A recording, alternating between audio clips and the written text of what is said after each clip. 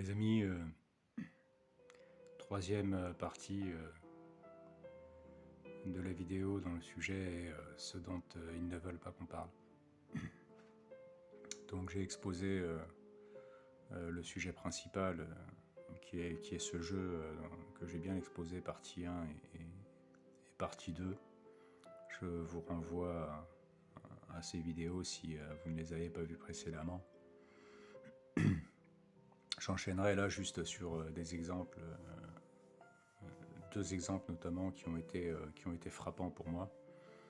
Le premier d'entre eux, c'est qu'une fois, quand j'habitais en campagne, dans la montagne ariégeoise, comme je l'ai déjà dit,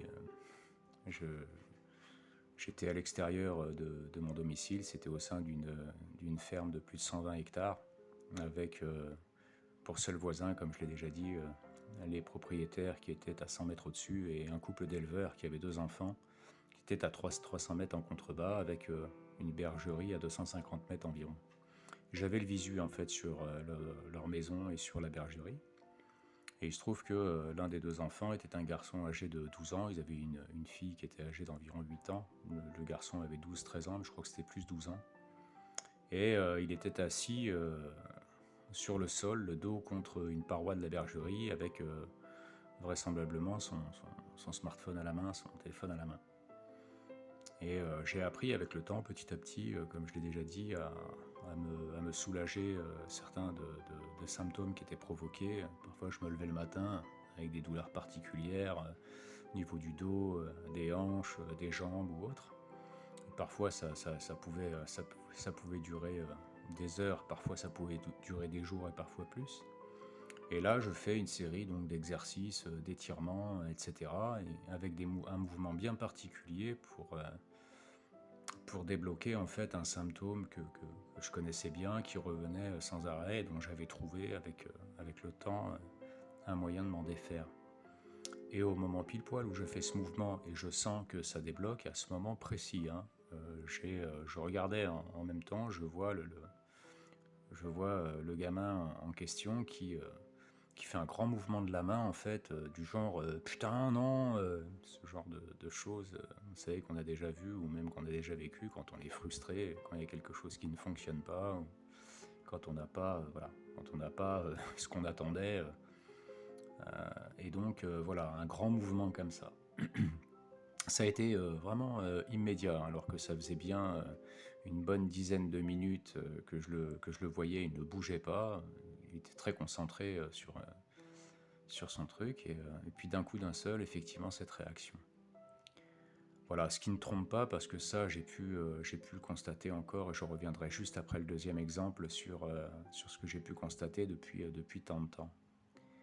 Le deuxième exemple, c'est que j'étais chez une personne de ma famille qui avait un appartement et qui avait une terrasse devant l'appartement qui faisait environ une petite dizaine de mètres de long, et environ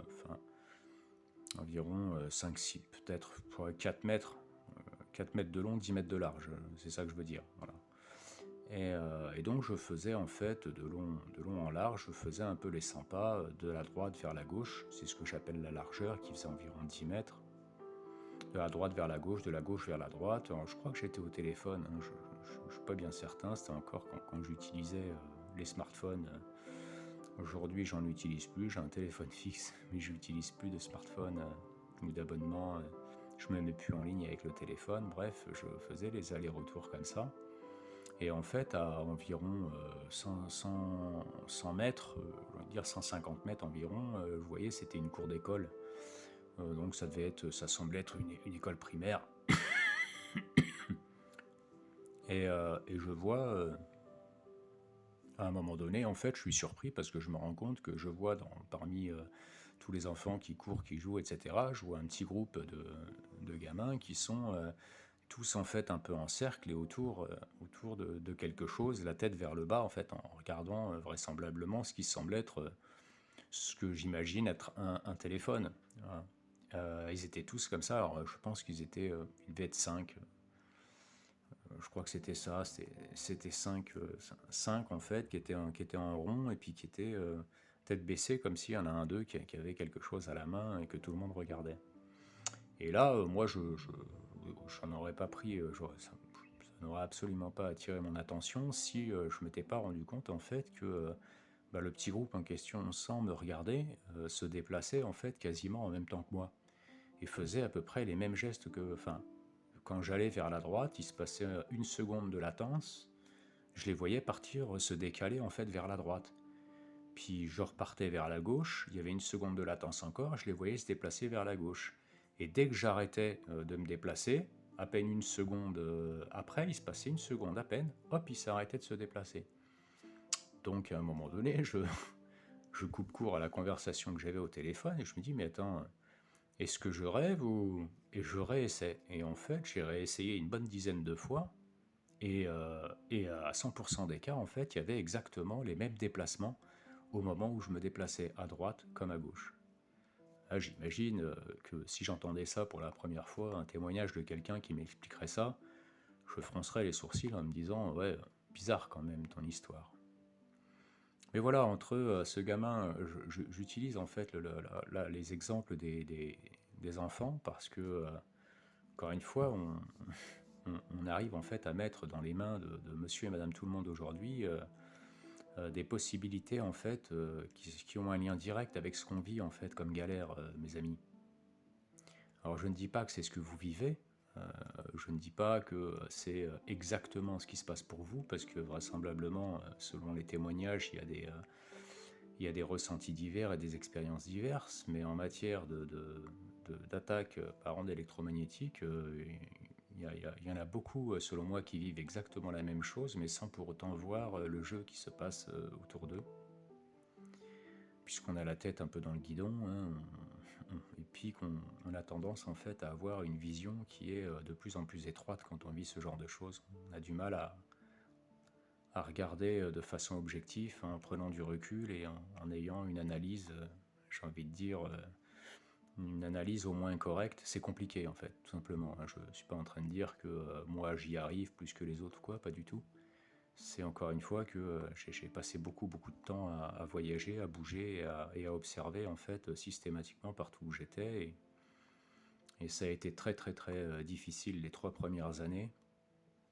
La 4e année, j'ai commencé tout doucement en fait à comprendre que je pouvais avoir une action sur ce qui m'arrivait et à avoir des soulagements de temps à autre.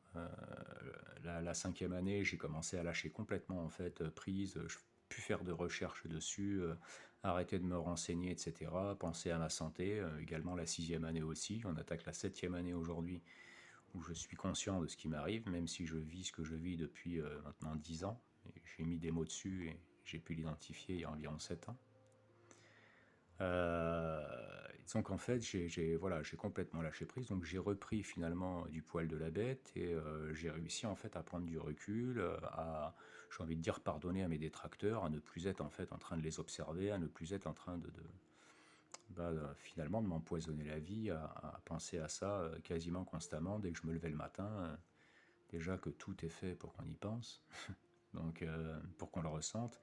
Donc effectivement, voilà, je sais que ça m'a permis en fait d'avoir un recul et c'est à ce moment précis, en fait, à partir de ce moment, il y a environ 2 ans et demi, où j'ai commencé à voir beaucoup plus de choses et qui ont pris un sens, même si j'avais lu ce texte dont j'ai parlé, cet article, il y a 3 ans et demi, il y a 4 ans à peu près, 4 ans et demi, où j'avais lu ce texte qui m'avait vachement parlé, comme je vous l'ai dit, que j'ai partagé par mail et puis qui a disparu très rapidement de la toile, donc que je n'ai jamais revu, et qui dénonçait en partie ce que j'expose dans ces vidéos-là.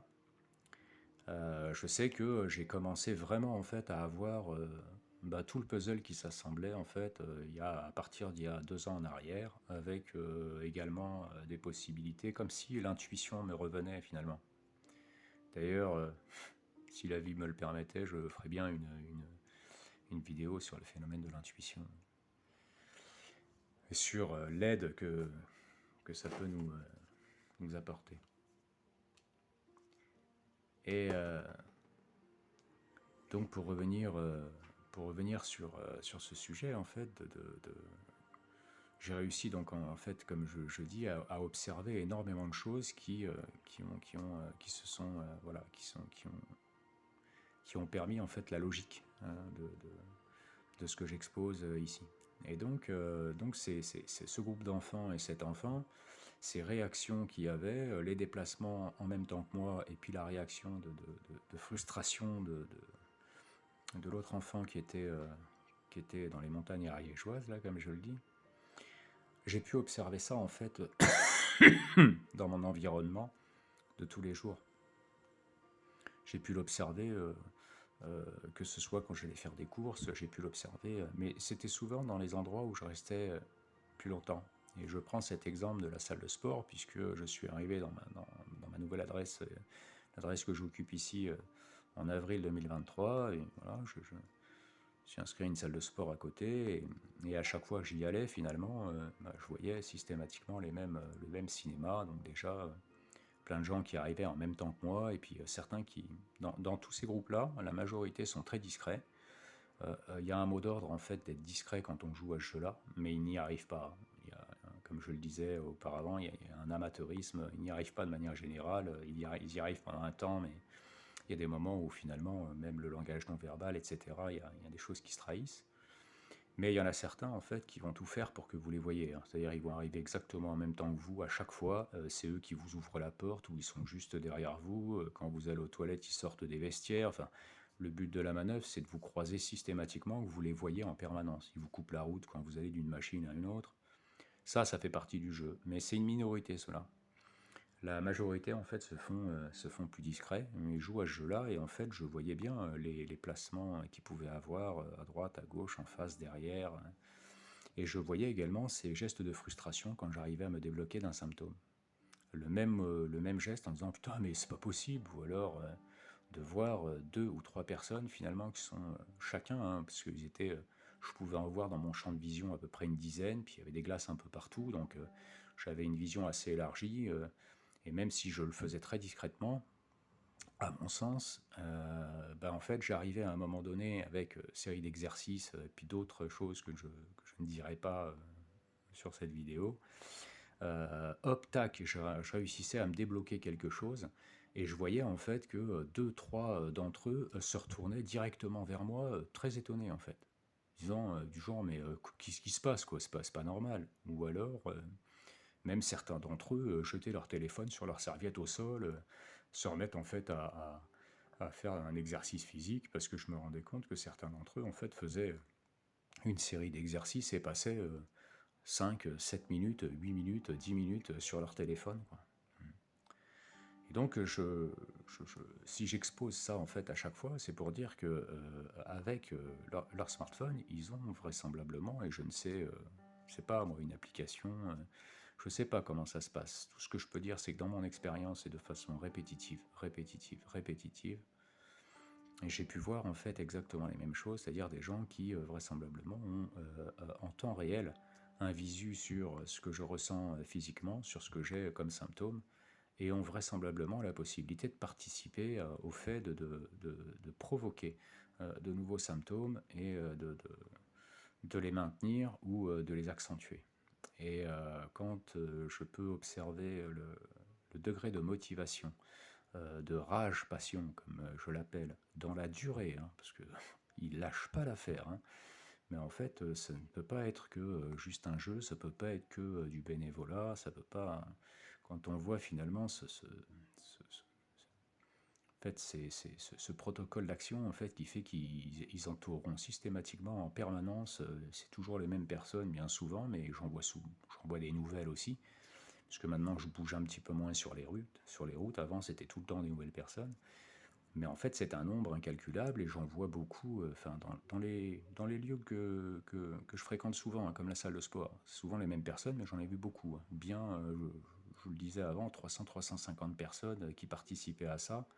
Pas tout en même temps, évidemment, hein, mais je les voyais tout le temps. Et puis, quand je vais faire des courses, par contre, au centre commercial à côté, je vois tout le temps des personnes différentes. Je vois extrêmement rarement, à part les employés, extrêmement rarement une même personne que j'ai vue auparavant. C'est tout le temps, tout le temps. Je vais faire des courses environ une fois par semaine, et ce depuis 2 ans. Et c'est tout le temps des gens différents, et c'est à raison de 15, 20, 30 personnes en fait qui sont différentes à chaque fois. Je vous laisse faire le calcul. Et ce sont des gens du peuple. Voilà. Voisin d'à côté qui est là depuis qu'il a 14 ans, il a 67 ans aujourd'hui. Et il ne lâche pas l'affaire depuis 2 ans. J'ai les voisins qui sont au-dessus, voilà, un couple de 25 ans qui viennent d'avoir un enfant il y a très peu de temps là, donc ils sont très occupés. Lui, il travaille dans les climatisations, elle est infirmière. Et ben en fait, ils se relayent, je sais pas comment ils font, je sais pas, mais ils n'arrêtent pas, voilà, en permanence. Je le sais, hein, parce que j'entends des bruits au moment où je vais me coucher, juste au-dessus de moi. Quand je m'assieds à mon bureau, bah, systématiquement, le bruit de la chaise qui racle le sol. Je vais aux toilettes à n'importe quelle heure, j'entends la chasse d'eau qui se tire au moment où j'y suis, à n'importe quelle heure, hein, du jour comme de la nuit. Bon, je me dis, comment en fait on peut expliquer que des gens soient aussi motivés dans la durée en permanence? C'est que, encore une fois, je parle des leviers de manœuvre. Et j'entends souvent, et je ne dis pas que c'est pas vrai, mais j'entends parler d'armes à énergie dirigée en permanence. Il faut bien se rendre compte de ce dont on parle, là. Armes à énergie dirigée. Ça veut dire que quand c'est conventionnel, c'est quelque chose qui appartient à des forces de sécurité, qui est sous brevet et qui ne se dépose pas en fait dans n'importe quel type de domicile où n'importe qui aujourd'hui peut filmer, tu reçois des invités. Enfin, je veux dire, on ne peut pas faire confiance à monsieur et madame tout le monde aujourd'hui pour déposer ce type de dispositif chez les gens comme ça. Hein. Après, qu'il y ait des agents autour de nous, qui louent un appart, qui machin, etc., pourquoi pas? Et qu'on puisse effectivement être victime de ça de manière générale, je ne le conteste pas. Je dis juste que sur l'expérience que j'ai vu que la majeure partie du temps, moi ce que je voyais c'était que c'était grâce à l'utilisation de téléphones et de personnes qui étaient groupées, qui se plaçaient de façon stratégique, qui se précipitaient à se placer de façon stratégique pour pouvoir en fait vous cibler. D'ailleurs, en voiture, tout le temps en fait, hein, c'est une ou deux voitures ou deux, trois voitures qui vont faire en sorte de vous passer devant systématiquement, toujours. Et derrière, il y aura une ribambelle de 14, 15, 20, 30, 60, 80 véhicules, 120 véhicules qui vous suivront derrière. Il m'est arrivé à plusieurs reprises, quand j'arpentais les routes, d'un coup d'un seul, hein, alors que ça faisait 1 heure et demie que je pouvais rouler, à un moment donné, je m'arrêtais net. Je me mettais dans un petit coin, une impasse, une rue en fait qui donnait sur un axe principal où voilà, j'arrivais simplement en fait à voir, ou alors je prenais une aire d'autoroute quand c'était sur l'autoroute, et puis je reprenais juste après en fait l'autoroute, hein. Je faisais juste le long de l'aire, et je me rendais compte en fait en regardant sur ma gauche que la lignée de voitures qu'il y avait derrière moi, sur la même voie, en permanence une grande lignée de voitures, et puis en allant doucement, je me rendais compte au bout d'un moment que cette lignée de voitures se terminait, il pouvait y avoir 60-80 véhicules.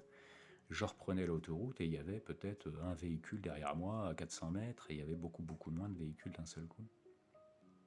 Et ces gens-là, en fait, ne disposent pas tous évidemment d'armes à énergie dirigée. Donc encore une fois, c'est toujours les smartphones. Moi, je les vois tout le temps avec leur smartphone, systématiquement en train de regarder et d'avoir des réactions qui sont immédiates vis-à-vis de ça, avec des enfants également, hein. C'est ça que je trouve assez extraordinaire.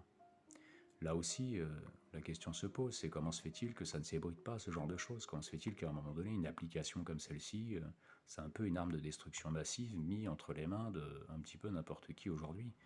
Quel est ce procédé? Comment ça se passe? Je ne sais pas, je n'ai pas les réponses à toutes les questions. Ce que je sais, encore une fois, c'est qu'il y a ce qu'on entend, il y a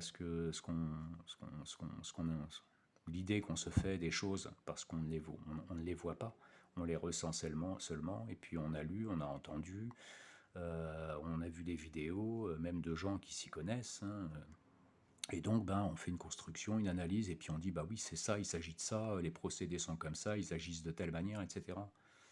Ce qui est intéressant, c'est quand même de le voir par rapport à ce qu'on vit, voilà, au quotidien. Si on ne le voit pas, en fait, on peut donner des théories, mais c'est compliqué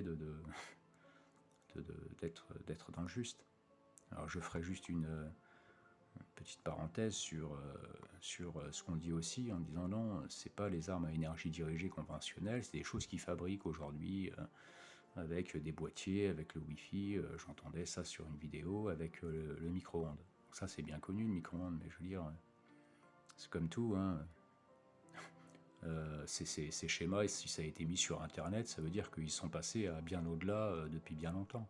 Ils n'ont plus besoin en fait de ce cahier à fabriquer des trucs comme ça et des procédés comme ça, qui d'ailleurs sont dangereux, hein, et des procédés comme ça pour, quand bien même il y en a qui peuvent le faire. Je dis pas que c'est pas le cas, hein, et qu'il y en a qui peuvent les utiliser.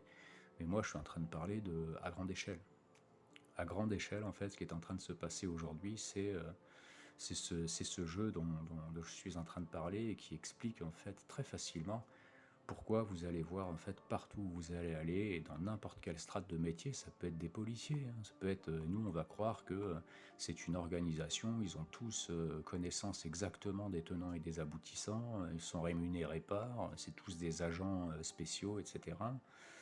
Et quand bien même, encore une fois, il y en a, et il y en a qui peuvent être, je veux dire, missionnés pour vous de façon officielle. Ça me paraît difficile parce qu'encore une fois, je disais dans la vidéo précédente, c'est hors la loi.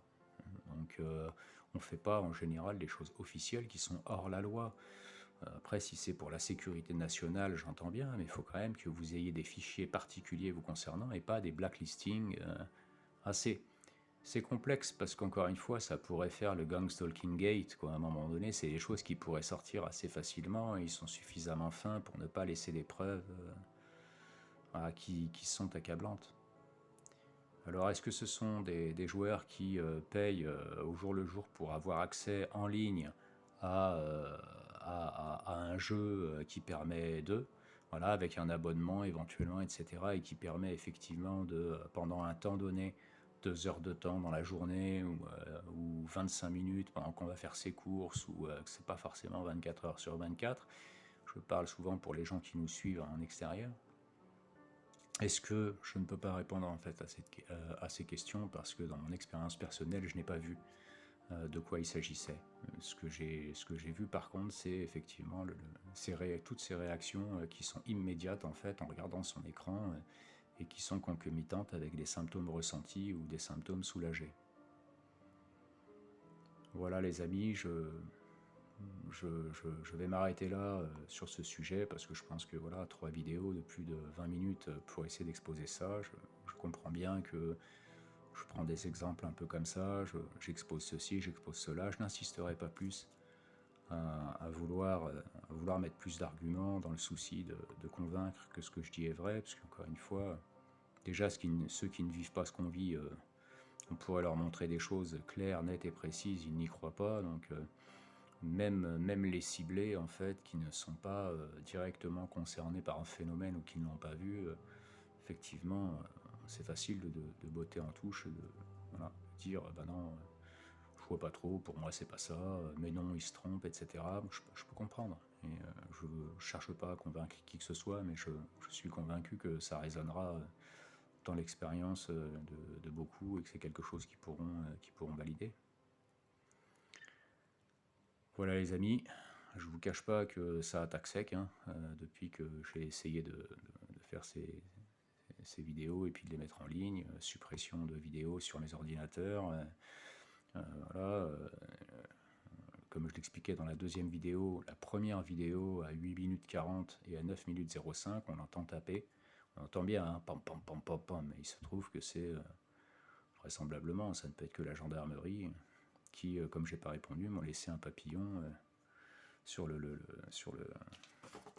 pare-brise en disant que j'ai une infraction au code de la route, une information, et que je vais recevoir à l'adresse indiquée sur ma carte grise, sur mon certificat d'immatriculation, exactement, que je vais recevoir en fait voilà la contravention et qui va bien. Donc j'ai expliqué dans la deuxième vidéo les circonstances. Ça fait 2 ans que je suis là, j'ai jamais eu de problème. Et au moment pile poil où je fais cette vidéo, 8 minutes après, on vient taper chez moi pour me dire, parce qu'elle est garée juste devant chez moi en fait sur le trottoir. Voilà.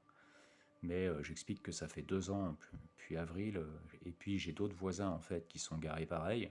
J'ai été voir, ils n'avaient pas de papillon. Voilà. Bon. Ce matin, j'essaye de mettre la première vidéo en ligne. Travaillant de nuit, j'ai été dormir un peu. Je suis revenu, mon ordinateur était carrément éteint. Donc, il était branché, il n'y a pas eu de coupure de courant, tout fonctionne normalement. mais carrément éteint. Donc en fait, il y a pas mal de choses en fait comme ça qui font que déjà ils n'aiment pas qu'on parle du sujet en général, qu'on le vulgarise, si tant est qu'on ait des arguments qui tiennent à peu près la route.